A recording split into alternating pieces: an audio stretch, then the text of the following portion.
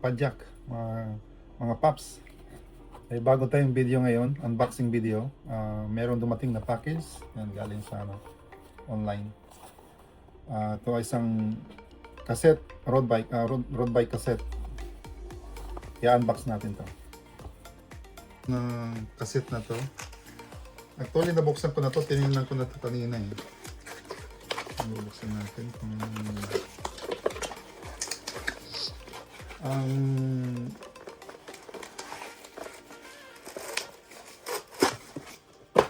pangalan pala ng cassette na to ay Goldex cassette. Pinakamagaan na cassette.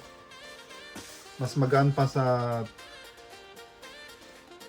Dura Ace o ito na siya. Yung cassette ng Goldex. Ito lang yung pinaka-ano niya, yung lock.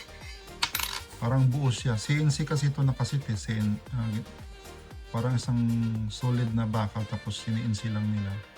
So makipapansin nyo walang ano, hindi siya plate by plate. Isang buong cassette siya. Ayan. Kaya siguro gumaan siya dahil kung mapapansin nyo sa loob, hollow siya sa loob yan. Hollow. Parang yung bawat isang gear nakakabit sa isang gear. Paano ba explain yan? Katulad yan, no? Itong gear na to nakakabit dito sa susunod na gear. Yan. Kaya buong buo yung ano niya, yung isang cassette. Tapos dito sa loob, ang pinakang ano niya, hollow din. Ang kumakapit lang kakapit sa hub malamang ito lang, ito. Itong dito sa unahan at saka yung dito sa likod dito. Meron din ditong kakapit. Sa loob wala na. Open na siya. Parang tube lang sa loob. Yan siya. Sobrang gaan ito. Mas magaan pa to sa Dura Ace. Yung Dura Ace tinignan ko sa online. Nasa mga 240 grams yata. More or less. Hindi ko sure. Ang matandaan. Pero ito, timbangin natin. Meron akong timbangin dito.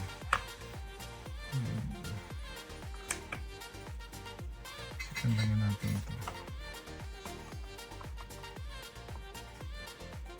192.3 grams lang siya. Ganyan siya kagaan. Meron ako ditong papansin nyo, meron ako ditong original na Ultegra.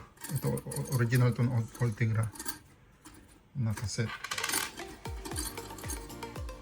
Mapapansin nyo ito, hiwa-hiwala ito. Bawat plate, kaya medyo mabigat sa dahil bawat plate iba-ibang kumakapit sa hub. Timbangin natin itong original na Ultegra. Yan, pansin nyo. 300, dali lang. 328 grams. Kung babawasan itong cable tie, siguro mga 320 grams siguro ito. So ganun ka gaan itong bagong bili kong Goldex na cassette. Paras to sila 11 by 12 speed, 11 by 34. Paras lang to sila. Yung first impression ko, mukha namang matibay. Kasi ano siya eh, solid CNC. Ano siya, high grade steel ang ginamit nila. Parang ganito rin sa Ultegra, high grade steel din siya. Parang mukha siyang titanium pero parang hindi. Binasa ko sa ano niya, description niya is high grade steel. Dito sa likod, ang pinakang ano niya, parang ito lang yung kumakapit. Ito lang yung kumakapit sa hub. Tapos dito sa lalim, open na siya. Yan siya.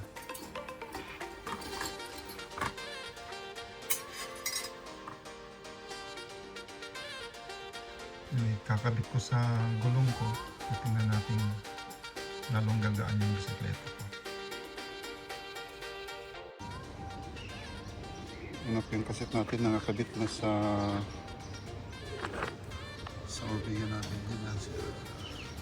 Ngayon, iti-taste natin siya ng, ng uphill. Dito, meron diyang 18% paliko, ganyan.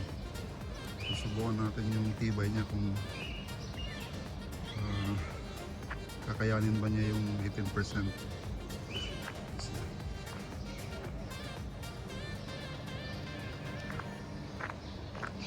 Ganda rin yung kulay niya, nagsakto sa kulay itim eh.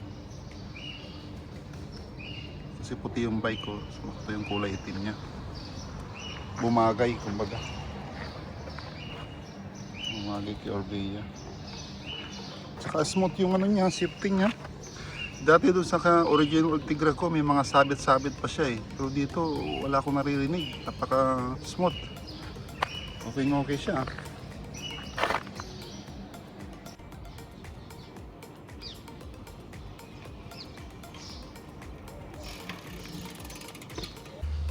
Yan, 17% yan na. Ako hanggang baba. Pero kinaya ng ano? Kinaya ng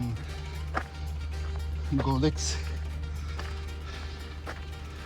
So matibay siya, matibay.